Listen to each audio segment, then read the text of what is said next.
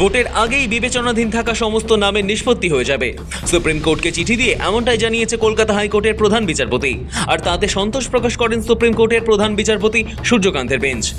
বুধবার এসআইআর মামলার শুনানিতে শীর্ষ আদালত জানায়, কলকাতা হাইকোর্টের প্রধান বিচারপতির আশ্বাসে তারা সন্তুষ্ট। আদালতের মতে 7 এপ্রিলের মধ্যে সমস্ত আপত্তির নিষ্পত্তি হয়ে যাবে বলে প্রতিশ্রুতি দেওয়া হয়েছে।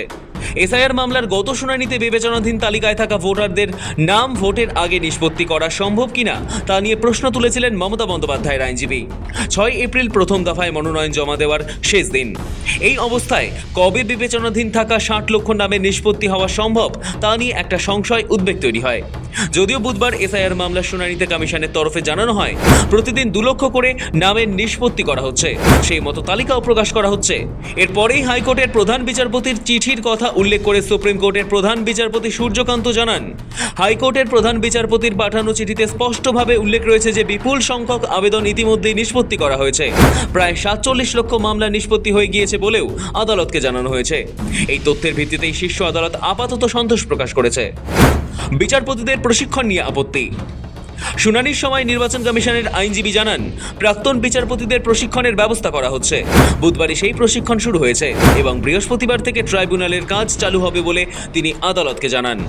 তবে এই প্রশিক্ষণ প্রক্রিয়া নিয়েই আপত্তি তোলে রাজ্যের পক্ষের আইনজীবী কল্যাণ বন্দ্যোপাধ্যায় প্রশ্ন তোলেন, কমিশন কিভাবে একতরফাভাবে প্রাক্তন বিচারপতিদের প্রশিক্ষণ দিতে পারে? তার বক্তব্য, এই প্রক্রিয়ায় নিরপেক্ষতা নিয়ে প্রশ্ন উঠতে পারে। তবে এই আপত্তি খারিজ করে দেন প্রধান বিচারপতি। তিনি স্পষ্ট বলেন, প্রশিক্ষণ নেওয়ার সমস্যা কোথায় তা পরিষ্কার নয়। একই সঙ্গে তিনি আশ্বস্ত করেন, প্রাক্তন বিচারপতিরা স্বাধীনভাবেই সিদ্ধান্ত নেবেন। বিচারপতি জয়মাল্য বাগচিও এই প্রসঙ্গে বলেন, নির্বাচন কমিশনের আধিকারিকদের হস্তক্ষেপ নিয়ে উদ্বেগ তৈরি হওয়ার কোনো কারণ নেই। তার বক্তব্য, বিচারকদের নিরপেক্ষতা নিয়ে আদালতের কোনো সংশয় নেই, যদিও এই ধরনের কাজ তাদের কাছে নতুন। ট্রাইব্যুনাল নিয়ে নির্দেশ সুপ্রিম কোর্টের।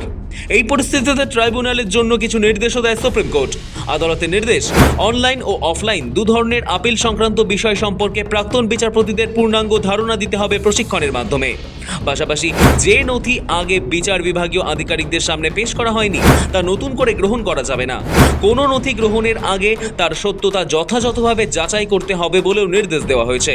একই সঙ্গে সুপ্রিম কোর্ট জানিয়েছে, আপিল ট্রাইব্যুনালগুলি যেন বিচার বিভাগীয় আধিকারিকেরা যে রিপোর্ট এবং কারণ উল্লেখ করেছেন তা সম্পূর্ণভাবে দেখতে পায় এবং সেই ভিত্তিতেই এই ধরনের মামলা নিষ্পত্তি করে। ফর্ম 6 নিয়ে তুমুল তরজা।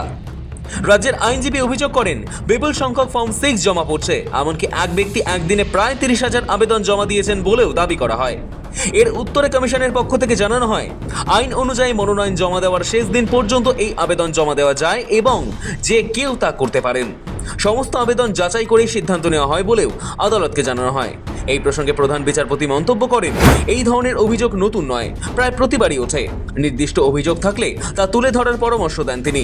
একই সঙ্গে বিচারপতি জয়মাল্য বাগচি বলেন, কেউ যদি এই নির্বাচনে ভোট দিতে না পারেন তার অর্থ এই নয় যে তার ভোটাধিকার স্থায়ীভাবে কেড়ে নেওয়া হয়েছে। বুধবারের শুনানির শেষে জানানো হয়েছে, আগামী 6 এপ্রিল এসআইআর মামলার পরবর্তী শুনানি হবে। ব্যুরো রিপোর্ট, সময়, কলকাতা।